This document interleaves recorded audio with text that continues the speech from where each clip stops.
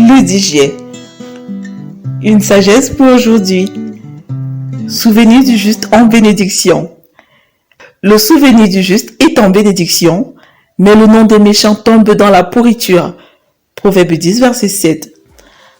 Dans ce verset, le sage amène son auditoire à réfléchir aux souvenirs qu'il aimerait laisser après sa mort. Quel souvenir aimeriez-vous laisser après votre mort? C'est maintenant qu'il faut choisir, car après, cela ne sera plus possible.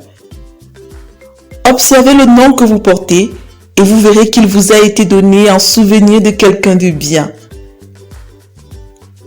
Je ne connais personne qui porte le nom de Caïn. Peut-être qu'il y en a. Par contre, je connais au moins un Abel. Lorsqu'il faut donner un nom à un nouveau-né, il y a des noms qui sont naturellement oubliés et d'autres qui sont naturellement des candidats potentiels. Chaque jour qui passe, au travers de nos pensées, de nos sentiments, de nos paroles et de nos actions, nous semons quelque chose en nous-mêmes et autour de nous. Soit c'est la vie, soit c'est la mort. Que s'aimez-vous?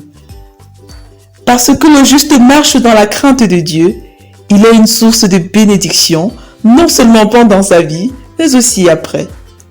Parce que le méchant marche dans le mépris de Dieu, il est une source de malédiction, non seulement pendant sa vie, mais aussi après. De même qu'un cadavre en décomposition va disparaître totalement de la terre, de même aussi, son nom même sera très vite oublié. Yoram, 5e petit-fils de David, tua tous ses frères quand son règne fut affermi. Il excella dans l'idolâtrie et conduisit Juda dans la prostitution. Durant toute sa vie, il s'entêtait à mépriser l'Éternel malgré l'influence du prophète Élie à ses côtés. Voici le souvenir que les générations ont gardé du très célèbre Yoram. Il avait 32 ans lorsqu'il devint roi et régna 8 ans à Jérusalem. Il s'en alla sans être regretté et on l'ensevelit dans la cité de David, mais non dans les tombeaux des rois. 2 Chroniques 21, verset 20. Aimerons-nous vraiment vivre pour du vent et mourir sans être regrettés?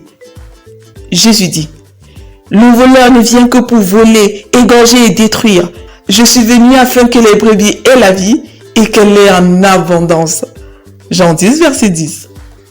Ces déclarations impliquaient pour les Juifs que s'ils voulaient avoir une vie abondante et durable, ils devaient se tourner vers Jésus. Vérité. Jésus est la source et l'auteur de toute vie abondante et durable. Plus de 2000 ans après sa mort, le souvenir de Jésus reste en bénédiction pour toutes les nations. Application. Venir à Jésus, entendre sa voix, lui obéir et tenir ferme.